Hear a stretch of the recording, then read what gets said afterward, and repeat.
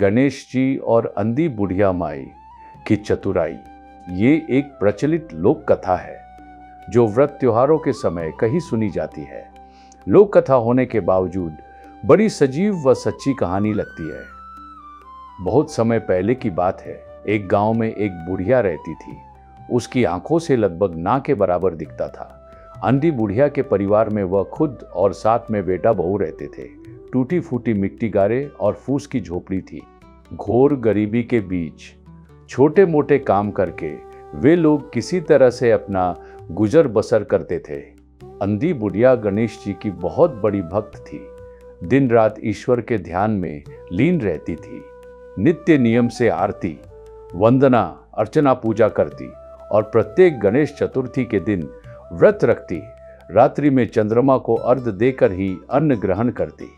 उसका सारा जीवन बस अपने इष्ट को भजने में ही बीता। वह हमेशा कहती रहती, गणपति की सेवा मंगल मेवा।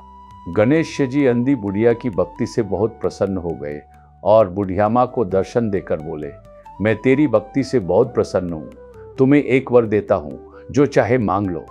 बुढ़िया माई का पूरा जीवन घोर गरीबी में बीता था, फिर भी उसमें गजब का संतोष था। माँ ने गणेश जी से कहा, आपके दर्शन हो गए, मेरे सारे मनोरथ पूरे हो गए, मुझे कुछ नहीं मांगना। गणेश जी मंद मंद मुस्कुराते हुए अपनी परम भोली भक्त से बोले, आज मैं थोड़ी जल्दी में हूँ, कल शाम को फिर आऊंगा, तब अपना वर मांग लेना। ऐसा कहकर गणेश जी अंतर्ध्यान हो गए। अंधी बुढ़िया माँ जैसे नींद से जागी। उसे विश्वास ही नहीं हो रहा था कि सचमुच भगवान ने उसे दर्शन दिए हैं, लेकिन उसके पास गहरी आस्था का बल था, इसलिए अविश्वास का कोई कारण ही नहीं था। वह सबसे पहले अपने बेटे के पास गिरती पड़ती, दौड़ी दौड़ी गई और हाफते हाफते उसे सारी घटना विस्तार से सुनाई। बेटे को माँ की बात का यकीन ही नहीं हो रहा था, पर माँ की अटूट भक्ति पर उसे पूरा विश्वास था। बेटा अपनी माँ से बोला, माँ आप भगवान से ढेर सारा धन मांग लो, जिससे हमारी निर्धनता सदा के लिए दूर हो जाए। पास ही में बैठी बहू माँ बेटे का सारा वार्तालाप ध्यान से सुन रही थी। सास के पास आकर उसने बड़े उत्साह से मधुर स्वर में कहा, माँ जी आप हर समय कहती रहती हो, बच्चों के बिना घर बहुत सूना सूना लगता है, आप बप्पा से पोता मांग लो। अंधी बुढ़िया माँ सोच में पड़ गई, बेटे की बात मानूं या बहू की। काफी देर सोच विचार करते हुए अनमनी सी रही, पर दोपहर का खाना खाने के बाद वह पड़ोस में बतियाने के लिए चली गई। बातों बातों में बुढ़िया माई ने अपनी सारी राम कथा पड़ोसियों को भी कह सुनाई।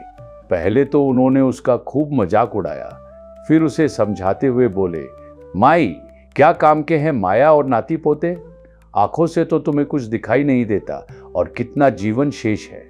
ऐसा करो तुम अपने लिए आंखें मांग लो, बिन आंखों के तो सब कुछ सूना है। आंखों से सारी दुनिया उजियाली हो जाएगी और बुढ़ापा आराम से कट जाएगा। अंधी बुढ़िया की उलझन अब पहले से ज्यादा बढ़ गई। उसने सोचा पड़ोसी भी ठीक कह रहे हैं। दिखाई ना देने की वजह से बुढ़िया माई भी काफी परेशान रहती थी। उसे रोजमर्रा के काम पहाड़ जैसे भारी लगते थे। क्या मांगू क्या ना मांगू, इसी उपापों में अंधी बुढ़िया अपनी लकड़ी को दाएं बाएं टकटुक टेकती हुई घर की तरफ चल पड़ी। अपनी झुकी कमर और दिखाई न देने की वजह से धीरे धीरे अपनी लठिया के सहारे लड़खड़ाते हुए वो अपनी झोपड़ी तक किसी तरह पहुंची। बुढ़ापा, साथ में अंधापन, घोर गरीबी और सूना घर।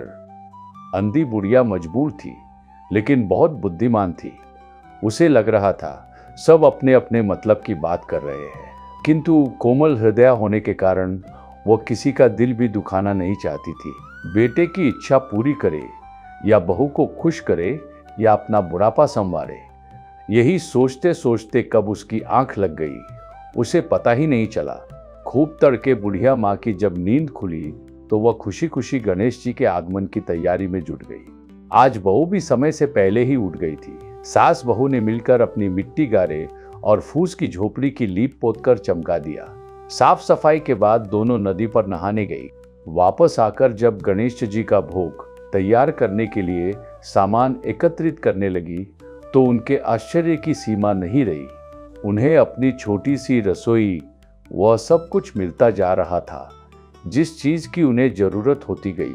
बड़े प्रेम और श्रद्धा के साथ लड्डू, खीर, पूरी, हलवा, 7 सब्जियां, 5 रायते, कई प्रकार के चावल, पुए पकौड़े, तरह तरह की चटनियाँ, अचार, पापड़, फल, मेवा मिश्री और भी न जाने कितने तरह के पकवान बनाकर 56 भोग की थाली सजा दी। हर तरफ से भीनी भीनी पकवानों की खुशबुएं आने लगी। पूरा घर खाने की खुशबू से भर गया। ऐसे में मनुष्य तो क्या, देवताओं के मुंह में भी पानी आ जाए। रसोई समेटकर उन्होंने पूजा आरती की तैयारी शुरू की। शाम होने वाली थी।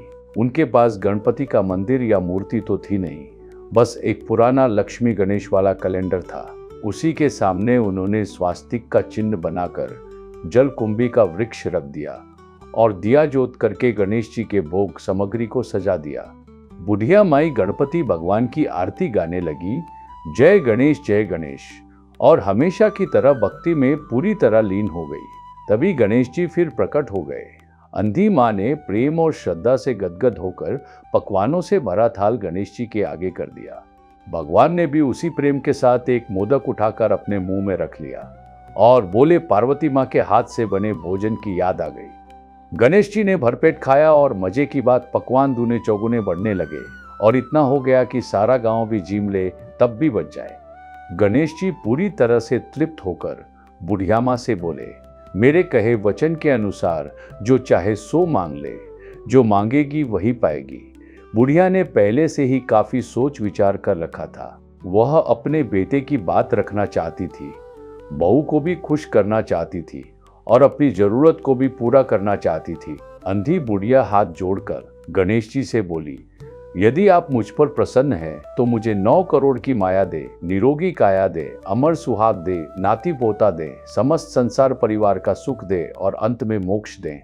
गणेश जी बुढ़िया की चतुराई पर हंसते हुए कहने लगे, माई तूने तो हमें ठग लिया, लेकिन तूने जो कुछ मांगा है वो सब कुछ तुझे मिलेगा। ऐसा कहकर गणेश जी अंतर्ध्यान हो गए।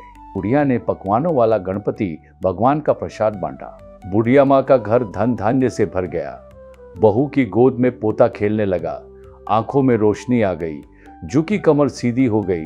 परदेश गया पति लौट आया। बुढ़िया और उसका परिवार सुख पूर्वक रहने लगा। अब कथा के अंत में कहते को सुनते को, हुंकारे भरते को, इस कहानी के पाठक को भी जैसी कृपा गणेश जी ने उस बुढ़िया पर की, वैसी कृपा हम पर करना, हम सब पर भी करना। गणेश जी केवल बाधाओं को दूर करने वाले विघ्नहर्ता ही नहीं है, बल्कि वे ज्ञान के सागर है। वे हमें सिखाते हैं कि शांति, धैर्य और बुद्धि से हम दुनिया की सबसे कठिन चुनौती को भी पार कर सकते हैं। जो व्यक्ति सच्चे मन से उनकी शरण में जाता है, उसके जीवन से अज्ञान का अंधकार मिट जाता है और रिद्धि सिद्धि, समृद्धि और सफलता का वास होता है।